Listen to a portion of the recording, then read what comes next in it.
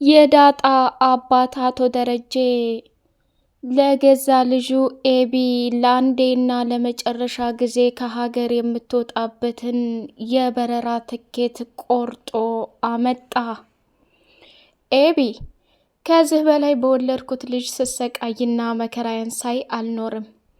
ዛሬውኑ ማታ በረራሽ ስለሆነ እንድትዘጋጅ ይፈልጋለሁ ብሎ ቀጭን ትዕዛዝ ሰጠ።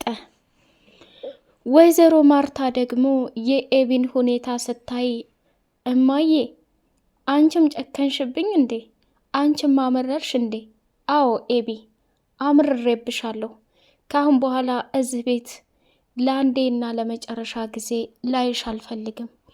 እንደውም እዚሁ መሰነባበት እንችላለን ብላ አደገኛ ንግግር ስትናገራት፣ ኤቢ ደግሞ ድሮም አውቄዋለሁ የእናንተ ልጅ እንዳልሆንኩኝ ተሳስቼ ከሆስፒታል እንደመጣሁ ውስጤ ጠርጥሮት ነበር። እናንተ ግን በተደጋጋሚ ኤቢ የመጀመሪያ ልጄ፣ ኤቢ የበኩር ልጄ እያላችሁ እኔን ለማሳበድና ለማጨለል ያደረጋችሁት ነገር አልተሳካላችሁም። እማዬ እስካሁን ድረስ እኮ ከዳጣ ጋር ጦርነት ስገጥም የነበረው ያንችን ትዳርና ያንችን ህይወት ለመጠበቅ ነበር። አንቺ ግን ከአባዬ ጋር ተመሳጥራችሁ ከሀገር እንድወጣ ከያደግኩበት ቤት እንድወጣ አደረግሽኝ። በጣም ታሳፍሪያለሽ። እውነት እናትነት እንደዚህ ከሆነ የሚለካው እኔ ካንቺ ምን ልማር ብላ ስትላት፣ ኤቢ ዛሬ ብቻ አይደለም አንዴ ሁለቴ መክሬያለሁ፣ ተቆጥቻለሁ፣ ገርፌሻለሁ፣ ብዙ ነገር አድርጌሻለሁ። ከዛም አልፎ አባትሽ ደረጀ ምንም ነገር ሳያጎልብሽ በዱለት ተሞላቀሽ እየኖርሽ፣ ዛሬ ላይ ግን በአንዷና በመሳሳላት ልጄ ውሃ ላይ መጣሽ። ኤቢ ዛሬ የገዛህትሽን መርዘሽ ልትደፊያት ያሰብሽ፣ ነገ እኔና አባትሽን ላለመግደል ምን ዋስትና አለ? ከዚህ በላይ ልታገስ አልችልም ብላ ወይዘሮ ማርታ ቀጭን ትዕዛዝ ሰጠች። እንዳመረረችባትና እንደወሰነችባት ስታውቅ አቶ ደረጀ ጣቱን ቀሰረና፣ ስሚ ኤቢ፣ እኔ አንቺን እንደ ልጅም ብቻም ሳይሆን እንደ ጓደኛ፣ እንደ ታናሽ እህት፣ እንደ ብዙ ነገር አድርጌ ብዙ ነገሮችን አድርጌልሻለሁ። ዳጣ ከመጣች ጀምሮ ደግሞ የምታደርጋቸው አጸያፊና ዘግናኝ ነገር ልብ ይሰብራል። እኔም ደግሞ የገዛ ልጆቹን በመርዝ ገደለቻቸው ብሎ ሀገር ጎረቤት ሲስቅብኝ ማየት አልፈልግም። ገባሽ አደል? ዛሬውኑ የበረራሽ ትኬት ይሄውልሽ ብሎ ሲያስረክባት፣ ሰላምዬን ደግሞ ዛሬ የአቤጌልን ልብስ በሻንጣ ቆጥረሽ አዘጋጅ ብሏት ነበርና አቶ ደረጀ ባዘዛት መሰረት ሰላምዬም በሻንጣ ልብሷን ቆጥራ ይዛ ስትመጣ፣ አንቺ ገረድ ቦታና ልክሽን ሳታውቂ፣ እኔ እኮ የዚህ ቤት ልጅ ነኝ። አባዬ ይህንን ስላለሽ አቤጌል ቶሎ ከቤት በወጣችልኝ ብለሽ ስለተሰላችሽ ቶሎ ብለሽ ልብሴን አዘጋጅተሻል አይደል? እንደናንተ አይነት ከሀዲና አስመሳይ ሰው አላየሁም ብላ ስትል፣ ኤቢ ዛሬ እንኳን እስኪ መርቄ ልሸኝሽ፣ ልትጨቃጨቂ ሳይሆን ጋሼ የሚሉትን አሰሚም እንዴ? በረራሽ ዛሬ ማታ ነው ብለዋል ብላ ስትላት፣ ዳጣም እንግዲህ ደነገጠችና ሰላምዬን በትኩረት አየቻት። ዳጣ ከሚባለው በላይ በፍራቻ ተሞላችና፣ አባዬ ነገሩን አረጋጋው ባክህ፣ ለእኔ ለልጅሽ ስትል። እኔ እኮ ወደዚህ ቤት ከመጣሁ ጀምሬ እየሆነ ያለው ስቃይና ፈተና በጣም ያስፈራል። አባዬ ነገሩን እንድታስተካክል እፈልጋለሁ። ይሄ ትኬት ምናምን የምትለውን ነገር ወደዛ ጣል። እኔ ለረጅም ጊዜ ጎዳና ላይ ወድቄ ብዙ መከራና ፈተናዎችን አልፌያለሁ። ኤቢ ደግሞ ይህን ስህተት ስለሰራች ብለህ እንዴት ከሀገርና ከቤቷ ለማስወጣት ትሞክራለህ? አባዬ እሷ ባታቅ እንጂ እኔ እያወቀ እህትነቱን ክፉም መጥፎም ብታደርግ ያው ቤተሰብ ነን። ስለዚህ ይህን ነገር ብትረሳው ይሻላል እያለች አቶ ደረጀን ዳጣ መለማመጥ ጀመረች። ዳጣ እስካሁን ድረስ የአባትሽን ባህሪ አታውቂም መሰል። እኔ በወሰንኩትና በማደርገው ነገር በፍጹም ልጸጸት አልችልም። አቤጌል ካንዴ ሁለቴ ያደረገችው ስህተት እጅግ በጣም የሚያዋርድ ነው ብሎ ተናገረ። ሰላም ሰላም! ውድ የተከበራችሁ የአዚቲው ቤተሰቦች እጅግ በጣም ተወዳጁና በጉጉት ስንጠብቀው የነበረው የዳጣ ድራማ እንደቀጠለ ይገኛል። ቻናሉን ላይክ፣ ሰብስክራይብ እያደረጋችሁ ለምታበረታቱኝ መልካም ቤተሰቦቼ በጣም አመሰግናለሁ። ዳጣ በመጨረሻ እንግዲህ ኤቢ ከዛ ከቤት ልትወጣ መሆኑን ስታይ የእህትነት ስሜት ተሰማትና ማለቃቀስ ጀመረች። ሰላምዬም ደግሞ ዳጣ ተረጋጊ፣ እንደውም አቤጌል ከዚህ ቤትና ከዛ ሀገር ራቅ ማለቷ ለእኛም ሰላም እናገኛለን።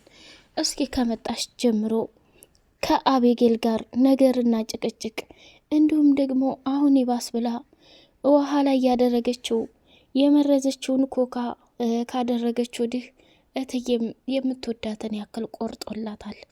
እትዬ በአቤጌል ምንም ድርድር የላትም ነበር። አሁን ላይ ግን ያደረገችው ነገር በጣም አስከፊ ነገር እኮ ነው።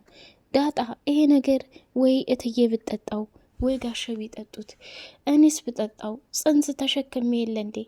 መድኃኒቱ እኮ ከባድ ችግር ነው የሚፈጥረው። አንቺስ ብትጠጪው ብትሞችስ? መድኃኒቱስ አደገኛና ኃይለኛ ሆኖ ቶሎ ጸጥ የሚያደርግ ቢሆንስ? ብላ ሰላምዬ ዳጣን መምከር ጀመረች። ተይ ሰላምዬ፣ የእናትነት ስሜትንም ባላቀውና ባልረዳ እትዬ እኮ አሁን ከልቧ አይደለም። ውሃን በጣም ተወዳታለች። አቤጌል ያደረገችው ስህተት እጅግ በጣም ከባድ ስለሆነ እንጂ በፍጹም ልጇን ልትጠላት አትችልም። ባለፈው አላየሽም እንዴ እማዬ፣ እኔ ምንም ባደርግ ምንም ትጠይኛለሽ ወይ ብላ ስትል ልጠላሽ አልችልም በፍጹም። በዓለም ላይ አንዲት እናት ስለ ልጇ መጥፎነት ስለ ልጇ ክፋት ቢወራ በዛ በክፋቷና በመጥፎ ስራዋ ልትሸማቀቅ ትችላለች። ግን ልጇን በፍጹም ከልቧ አውጥታ ልትጥላ አትችልም ብላለች። ስለዚህ እትዬ እያስመሰለች እንጂ በፍጹም አቤጌልን ጠልታት አይደለም ብላ ዳጣ ተናገረች። አይ አንቺ የእትዬን ባህሪ አታቂም። አቤጌል ያደረገችው ነገር ስህተት ነው። እትዬ ያደረገችው ነገር ደግሞ ጊዜያዊ ስሜትም ቢሆን ልክ ናት። እዛ ሰው ሀገር እንኳ ባትኖር የተወሰነ ታርማ ችግሯን በሙሉ ጥፋቷን አውቃው ተመልሳ ጥሩ ልጅ ሆና ልትመጣ ትችላለች። ውሃ ስለተኛች ይህን ነገር ብትሰማ ኤቢን በጣም ተወዳታለች። ከቤት ጠፍታ እንድትሄድ አትፈልግም። ስለዚህ በጭሆት ሌላ ችግር ውስጥ አንግባ፣ አንቺም ዝም ብለሽ ተኝ። አቶ ደረጀና ወይዘሮ ማርታ የነሱ ውሳኔ ነው ብላ ስትላት፣ እኔማ ቦሌ ሄጄ ለሞገስ ደውዬ በፍጹም ኤቢኔ ስትሄድ አይኔን ጨፍኜ ማየት አልፈልግም። ነገ ጧት እኔ እህቷ እንደሆንኩኝ ስታውቅ በጣም ነው ማፍረው። በጣም ራስ ወዳድን እንዲሰማኝ አልፈልግም።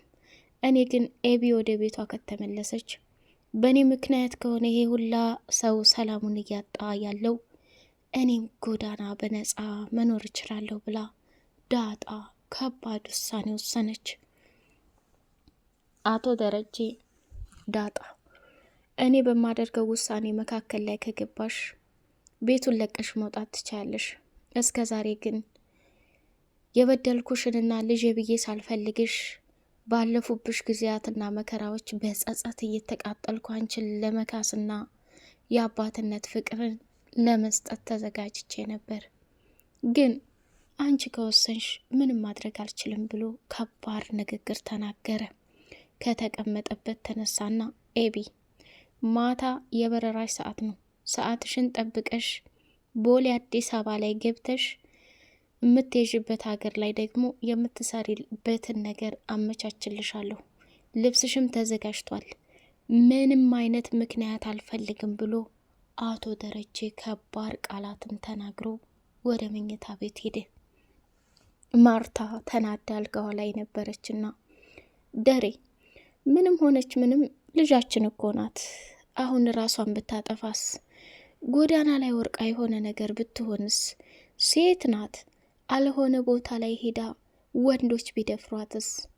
በጣም ግራ አጋብቶኛል። ማርታ ወደ ኋላ እየተመለሽ ባልሆነና ባልገረመኝ አለ። አይ ነገሩ ነው እንጂ የሰራችው ስራ ከባድ ነው። እኔንም ቢሆን እኮ ደፍታኝ ነበር።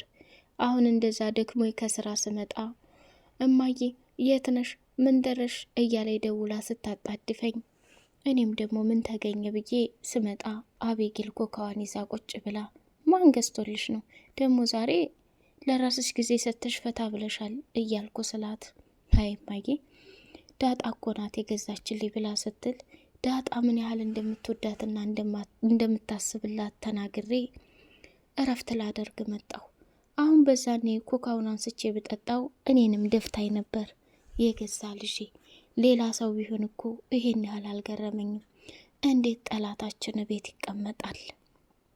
ስለዚህ ልጅቷም ትሄድና እኛ ለጅብ አንሰጣት፣ እዛ የምታርፍበትን አብሬ የተማርኳቸው ጓደኞቼ ከሌ ከሌ ከሌ ማረፍ ያለሷ አስቀምጠውላታል። አታስቢ፣ ሁሉም ነገር ተመቻችቷል። ኤቢ ችግር አይገጥማትም። ግን ከኛ ዘንዳ ወጣ ብላ የአባትና የእናትን ፍቅር የቤተሰብን ፍቅር እንድታውቅ ፈልጋለሁ። ስህተቶቿን በሙሉ አዳምጣ እንድመጣ ፈልጋለሁ እንጂ ወደ ገጠር ዘመዶቻችን ጋር እኮ ብንልካት እዚህ አጉል ማደግ ለመደችና ጥሩ ሊመጣ አይችልም። እኔንም ደግሞ ከዘመዶች ጋር እንድታቀያይመኝ አልፈልግም ብሎ ደረጀ ከባድ ንግግር ተናገረ። ናታን በጣም ደስ አለው። ምክንያቱም አቤጌልን እንኳን ለሚስትነት ቀርቶ አይደለም ለጓደኛ የሚፈልግሽና የሚመኝሽ ሰው የለም ብሏት ነበር። በዚህም ተናዳ ነው አይደለም እኔን ቀርቶ አይደለም ሌላ ሰው ዳጣን የጎዳና የወደቀች ልጅ ጓደኛና ፍቅረኛ ለማድረግ ወስነሃል። እመነኝ ናታን፣ በቅርብ ጊዜ ሰላምና ዳጣን መንቅሬ ከዚህ ከቤት ሳስወጣቸው ማንን ተከትለህ እንደምከድ አያሃለሁ ብላው ነበር። እሱም ደግሞ ሰላምና ዳጣን ከዚህ ከቤት ብታስወጪ እኔ ናታን አያድርገኝ። ስሚ፣ የምትናገሪያቸውን ነገር ለይተሽ ወቂ። ኤቢ መጀመሪያ ጥሩ ሰው ነኝ ተቀይሬያለሁ እያልሽ ስትይ የነበረው እያንዳንዱ ውሸት መሆኑን አሁን ተረዳሁ። ለምን ያ ሁሉ ማስመሰል አስፈለገ? እንደዚህ ነው እንዴ? መቀየር እኮ ለራስ ነው። ስለዚህ አንቺ ዳጣና ሰላምዬን ከቤት ስታስወጫቸው እኔም እነሱ ያሉበት ቦታ ላይ ተከትሌ ነው የሚሄደው ሲላት ድዷ ደረቀና የምታደርገውን የምናይ ይሆናል ብላ ወሰነች።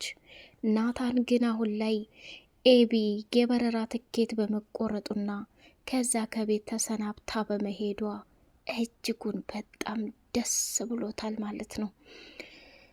እንግዲህ ናታን ከዳጣ ጋር ለመቀራረብ ሲሞክር ናታን ጥግህን ያዝ፣ ኤቢ ገና ከሀገር ወጣች ብለህ ከኔ ስርስር መሄድ የለም።